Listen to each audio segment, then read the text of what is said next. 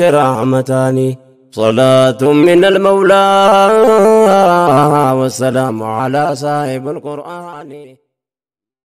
bakka mataa nama lamaa kana dhahi si galcha lakkoofsa tokko tokko barreessaa jirta argaa jira. Simbira harar itti fufi yaada kee Oromoon amma waan nama gammachiisu dalagamaa jira isa kanarratti waan takkatti isinii jedhaan. Tokkoffaa amma tokkummaan keenya jabaachuu qaba. Sooshaal miidiyaa kanarratti wal bira dhaabachuu qabna. Ijoolleen sooshaal miidiyaa kanarra dhufanii hawaasaa dubbatan. Miidiyaan isaanii yeroo irraa yerootti jalaa cufamuu danda'a. Akkasuma ugurri garaagaraa irra kaachuu danda'a. Yeroo waamichi isinii godhamu wal bira dhaabachuu. Sagalee keessatti akkuma kalleessa wayita jawarfaa hidhaa jiran afaan takkaan kaanetti rakkoo san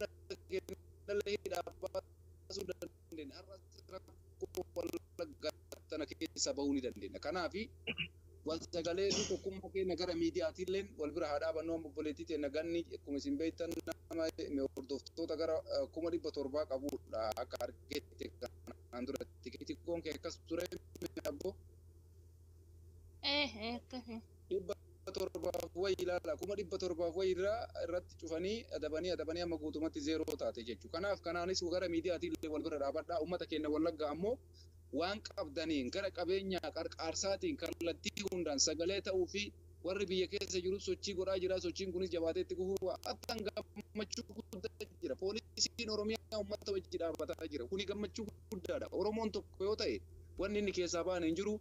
Kanaaf waan kaleessa dabre dhiisaa har'a rakkoo keessa jirru tana haa furru. Isii tanarratti xiyyeeffadhu namni qalbii qabdu jechuu barbaada. Yaada keessan itti fufaa. Waan gochuu qabnu. Uummanni keenya ka warri ollaa keenyaa Goojjamee Gondar kun baay'ee nu miidha. Fakkeenya wayii isinii kaasa anifatina duuba qofaa wayiillee qaba. Fakkeenyi sun maal jennaan asiin dura Baale keessatti naannoo Shaawwa jedhamtu beekuu dandeettanii maanguddichi wahii amman du'een jiru Rabbi rahmataa godhuufi maaliif akka uummataa teettanii hin qotannee hin horsiifannee maa olii gad deemtanii loltanii waa qofaa wajjiinii jedhanii gaafannaan nuti quufneen kaane biyya teenya irratti nagaa dhabnee baanee ijatiyyaan naannoo Shaawwatti uummanni Gondarii dhufe haadhoo ajjeesee ayyoo sarreeffatii ilmoo gubbaa teettee hootu argineedha. Reeffa hootu jechaadha. Wanni sun har'a uuma sanitti deebi'e. Uuma santu dhufe har'a jechaadha. Ijoollee nu amma warri amma jiru dhaloonni ammaa kun wanni kun maaliif waan jiru sammuu keessa galchuu qabna. Furmaata waan kanaa kaa'uu qabna. Lammata asiin dura ka calii calanqootii fi haroomuraa aanolee waakkachaa turan. Gadi qabanii waakkachaa turan xiqqaa guddaa bitamellee ka siyaasan sobamelleen Oromoon tokkuma. Biyya keessa fi alallee warra mootummaa keessa hojjetullee akkuma reeftan obboleessi keenya Ahmad Tuqisanii namni haga fedhallee taatu nama isaatii irrifata. Jarri waan jechaa jiran namni nu dhahaa jiru poolisii Oromiyaati jechaa jiru. Maal jennaan dhugaa uummata fi gadhumatu arganii jarri wajjin dhaabatan dhuguma wanni sun waan nama gammachiisu. Jarallee hamilee kennuu qabnas tokko haa taanu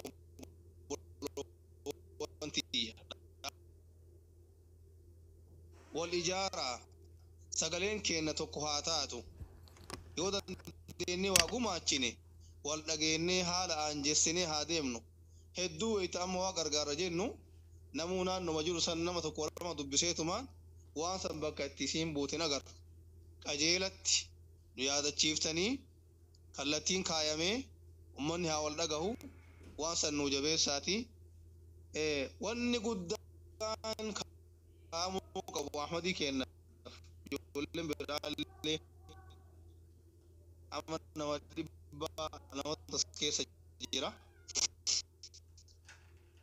wanni qeerroon hayyoonni Wallaggaa walloleeti Shawaa walloleeti Harargee wallolee deemee arsiin wal qoodee wal fixe jazaan sun amma nu deebi'e jechaadha kana waan ta'eefi wanni sun asumatti dhaabbatee Oromoon gara tokko taanee haa deemnuti kallattiin nu haa kaayamtuuti haa wal dhageennuti ummata kana akkamitti ofirraa dhaabna ammas wanni gurratti wal hasaafnu ummati ara nama ajjeesee mataa namaa muree galee ililfatu kunini dura mee rabbii keenya kadhanne balaan isaan deemaniin kun isaanumatti haa deebu yaa rabbi balaa isaan fidan kana isaanumatti deebis waa tokko dubbadhee bahaa daqiiqaa 5 jedhe inaate